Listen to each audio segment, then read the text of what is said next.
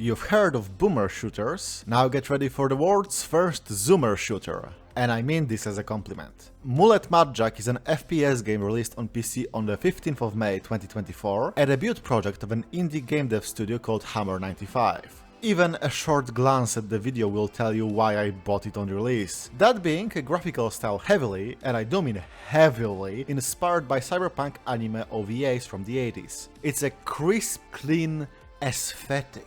And as someone who spent a significant amount of time watching AMVs of such shows set to songs made by the likes of Perturbator and Dance with the Dead, I was a perfect mark. But it certainly doesn't hurt that the devs also lowered the polish price on Steam to be more in line with the current exchange rate rather than the abysmal one that Steam uses. It's not a big difference as the game already costs like $20 anyway, but the gesture is appreciated. The game takes place in the 90s. The 2090s. Robots have taken over the economy and even formed a new caste of robillionaires, while humanity got merged with the internet itself. You're playing as Jack, a bot killer, or, in other terms, a moderator. While cruising down the streets in your sweet ride, you get offered a new job by Peace Corp. Rescue an influencer princess kidnapped by these robots. Your reward? Some pumped up kicks. The catch? All your machine slaughter is live streamed, and for each kill, the audience will pump sweet dopamine into your blood, healing you. And of course, styling on your enemies is gonna give you more of that delicious brain juice than just shooting them. But if the audience gets bored, they'll just let you die. And the most patient person in the chat has an attention span of 10 seconds. Now go and commit a spree murder on those doubly deserving. Rich robots. As expected, the gameplay is a mad dash forward, shooting and kicking everything in your path while trying to get to the next floor. Each stage like this usually taking less than 1 minute to fully get through. The thought of being on a timer can be overbearing, and when I first played the demo, it was frankly too much to play the game for long. As getting hit by enemies also shaves your seconds down, I think it's best to think of the timer as a health bar that loses 10% every second, while you have bloodborne healing rewarding constant aggression. More creative play rewards you with more seconds added to the clock as well. It's not quite a style meter like in Devil May Cry or Ultra Kill, as the rewards are constant. On the intended difficulty, a normal kill gives you an extra second, while a headshot or a nutshot gives 2. Kicking robots into environmental hazards, exploding them by shooting fire extinguishers, or just kicking them through doors similarly gives more time. The two exceptions are cans of soda that heal you to full health, and one-use execution items that slide you towards an enemy, make you perform a glory kill on them, and similarly get your health back to max. As you have more control over when to use them than the cans, they can really save your bacon in a tight spot. Dashing, kicking and using weapons is all one button, though thankfully there is a separate binding for just dashing and kicking if you want to kick a robot into a vending machine rather than jam a copy of Shonen Jump down its throat. The levels are procedurally generated from a pool of available room types, so there isn't really much exploring you can do even aside from the frantic pace, but there are a few moments when you can slow down and take in all the jokes peppered throughout the screens and objects, which is nice. With each beaten floor you get a choice of an upgrade, and each 10 floors you get a set piece, usually a boss fight, and getting past that is a checkpoint resetting all your upgrades except for the weapon and introducing a new environmental hazard and enemy type. A nice brisk pace to just eat through the whole game like it's a bag of crack. Because, let's be honest, that's what it is. With every robotic nutsack obliterated with a railgun, I am getting a dopamine rush, just like Jack is. Now that's ludonarrative resonance. The weapon pool is simple, with the trick being that you don't get to swap between them during the run. What you get at the shop is what you're stuck with until you buy something else or die. They also get 3 tiers of upgrades in the shop, and they stay available forever if you reach a checkpoint with an upgraded weapon, so that's nice. The revolver is your standard very precise handgun, and you always go back to it when you die. SMG sprays and prays with recoil that prevents you from just holding the left mouse button down. Plasma gun is similarly spray prone, but rather than with recoil, it balances itself out by not being that powerful, and frankly I don't like it. I'm sure it suits someone's playstyle, but I just ain't that accurate to make every shot count. I need to see things die immediately when I press the trigger. Railgun is an instant death to anything gun, but it has a cooldown between each shot, so you really need to make sure you get the most out of every pull of the trigger. A shotgun, you know what a shotgun is in an FPS game.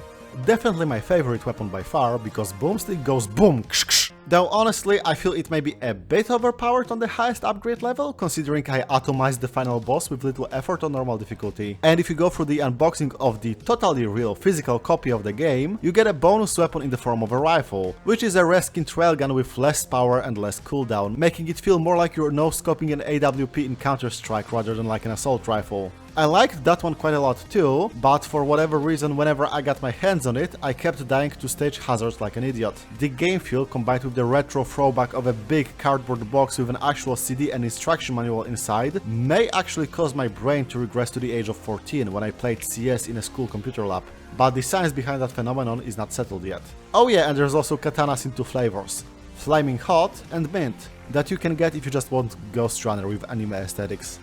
The non-weapon upgrades are quite varied, going from enemies have a chance to shoot wrong, through headshots are worth more seconds now, to Jack will start spewing one-liners like his Duke Nukem every other kill now. The last one is a bit of a temporary novelty, cause he also says them at the beginning of each stage and it's the same voice pool, so you won't miss much by not getting the upgrade every time you can. Honestly, I kinda love Jack as a shooter protagonist. He's the same kind of goofball as Devil May Cry Dante is. You look at this dude and see a white stick hanging out from his mouth and go, oh, of course an 80s anime OVA protagonist is a smoker. But nope, it's actually a lollipop. And the one-liners stretch the spectrum from sage advice, girls love basic hygiene, and motivational rallies, let's kill some billionaires, to surprisingly self-reflective statements. I need to stop drinking so much soda. Truly, a protagonist of the people. The shop lady that serves as the voice at the other end of your earpiece is also great, though for much less wholesome reasons. I am a simple man. I hear an evil woman making an impression of the merchant from Resident Evil 4 after telling me I can't question her prices. I fall in love. What are you buying? Thank you! I probably don't need to go on about the visuals of the game for too long. I mean, just look at it. Audio-wise, the gun sounds are punchy, except for the plasma gun, and so are the sounds of kicking robots into suspiciously big fans and less than secure wiring. The music has been on my playlist constantly when writing this script, and you can hear it in this video as well. I personally think it's super fitting, though in the haze of Robo Murder Spree I never really heard it outside of the few cutscenes where the music took a front and center role. But I think I did enough new retro dick riding to let you know how much I enjoyed my experience and how positive my feelings were when I walked away from this game. But even with all of that dopamine in my system, there are issues I need to address. And these can be split into roughly two categories. Indie budget, I get it, and no, but seriously, this could be touched up. And to start with the biggest one, I actually need to get into the story. There's not much of it, but if that bothers you, you can jump to the timestamp now visible on the screen. Okay, 3, 2, 1, go. What the hell is up with all these games trying to be meta and making me feel nothing about it? I'm not expecting a dissertation on the nature of free will and why we enjoy games. I understand that with a game this short and gameplay focused, what little narration is there is either fluff or it needs to be punchy and to the point. And honestly, Mullet Madjack is pretty good at it at points. The main antagonist being a disillusioned billionaire mass downloading magical circles from the internet to summon anything, because one of them has to be real and prove that there is more to the world than this consumerist hellscape he helped perpetuate, is genuinely interesting writing. The final twist that he felt because the super popular idol streamer is not actually a virgin is predictable but neat as well. And the victory lap where she shifts Jack into a higher gear is juvenile, but I'm not about to pretend I didn't go hell yeah in the moment. I am indeed a heterosexual man playing out a power fantasy here, it worked on me.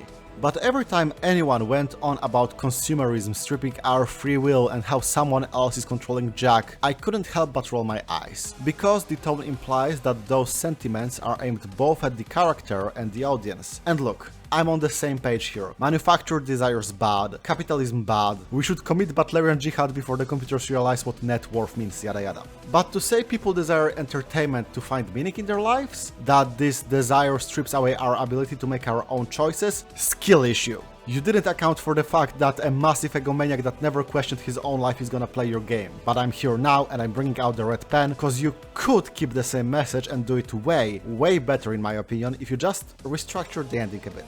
As it currently is, the ending goes as follows. You beat Mr. Bullet, arrive at the Peace Corps headquarters and unlock Endless Mode. After dying for the first time, you arrive to get your shoes, and the handler tells you how the corporation has been complicit in this media slavery, and even if you just murdered a bunch of robillionaires, you ended up bolstering the system anyway, because your streamed rampage just made people watch you instead. The entire audience and you are guided by the pumping dopamine just like the robots are controlled by the electricity. We are nothing but meat robots. And the final shot is Jack shaking while staring at a CAPTCHA asking him to confirm he's not a robot. Also, I think it's implied the handler is a robot in human skin herself, because she calls Jack a retro-human when roasting him for not using the flashlight in his phone at the final stretch of the game, which is a term that Mr. Bullet uses as well in his grand speech at the midpoint of the story. Now, let's reshuffle it a bit.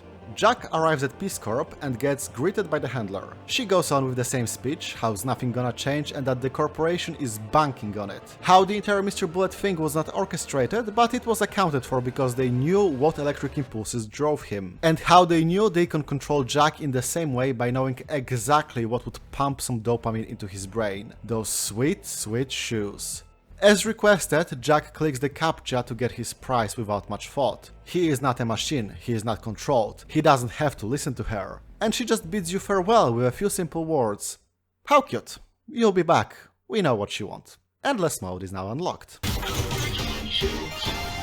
At least I feel like that would be way better while keeping the workload the same. And it would also prevent hotheads like me from exiting the game the moment the endless game unlocks and not seeing the real ending, assuming that there is nothing more than fun to be had anymore. Though, to be fair, I like that Jack getting headshot was a fake out and they didn't go the route of ahaha, we built your brain and control it now, instead acknowledging that the methods of controlling you were always there without sci-fi bullshit.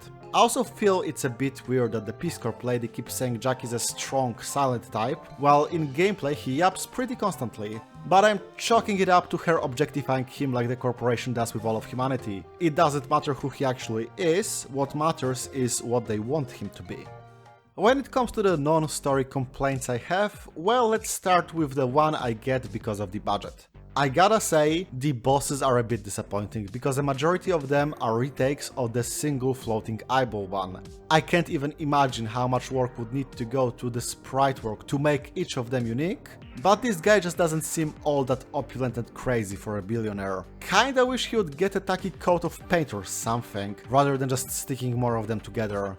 The unique encounters and set pieces, even if they are not boss fights, are pretty good, so there's that. But I'd rather fight 5 Chainsaw Boys, all palettes swapped like they're a Sentai team, than 5 ballsacks with eyes. One other thing that bothered me is the fact that there aren't that many voice lines for your stream handler. Especially when you clear a full 10 floors, the lines before and after the boss fight are identical in most cases, when you would expect them to be a bit more of a reward for getting there. But again, actors cost money, so I get it. The dev team doesn't seem to speak English as their first language, I believe they're Brazilian judging by the publisher, and I, of course, understand that. However, it seems that the Anglophone voice actors were given free rein on how to read out the lines while maintaining the meaning of the script given, and that led to the voices not matching the text in several spots, especially noticeable towards the end of the game. They really need to listen back to what they got and patch it, because it's distracting. Still, man, what is it with South America and killing it when it comes to cyberpunk games recently? Are you guys okay down there?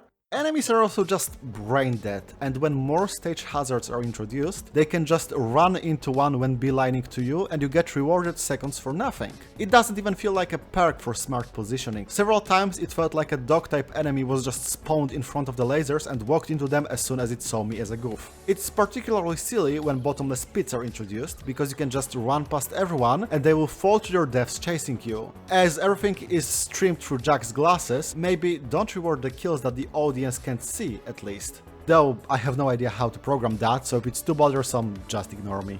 The difficulty settings are neat. I really appreciate that there are 2 hard modes. One expecting pure style as normal kills don't give anything, one with permadeath, giving you 2 different ways to have a new experience. However, when it comes to the normal settings, I feel like there is too much of a gap between the intended difficulty, giving back 1 second for a kill, and the normal one for people bad at shooters, like me, giving 2. The former gives me hell. The latter is such a breeze that it's a bit disappointing, kinda wish there could be a middle ground there. Presentation-wise, this is a feature and not a bug, but if you position yourself awkwardly enough, you can see that today is Flatfuck Friday, because all the enemies are sprites. I find it charming, but if you are the kind of person that finds this as something ruining the game, this paragraph is here to let you make an informed purchase and also to let you know that we can never be friends. As closing thoughts, when finishing this game, I thought quite a bit about our relationship with art and how derivative is used as a derogatory term when judging a work. Because there is no hiding the fact that Mullet Madjack is derivative. The gameplay is very reminiscent of Post-Void, a game I never played so I didn't mention it until now, and the aesthetics are so directly inspired by old anime OVAs that it even calls itself OVA FPS on the logo. But is it really such a bad thing? Because the way I see it, Mullet Madjack is a labor of love, a small team working tirelessly to take things they consider to be cool and show a distilled pure essence of that coolness to the world. And I think that's worth celebrating, and I do look forward to seeing what is the next project they decide to show us. It's got flaws, but so does fucking Akira, and it didn't stop us from loving that movie for 40 years straight. I wish Mullet Madjack the same longevity, because while times may change, dopamine never does. Hey, thanks for watching. Sorry for breaking a promise, but Death Stranding took a bit longer to beat than anticipated. The next video isn't that. It's gonna take a bit more than 10 seconds for me to release, but I hope it will be worth it. Huge thanks to my Patreon supporters who provide me with a bit of stability in these turbulent times. Shoutouts to the new people in the fray, Dresso and Kafka. I will see you all on the beach.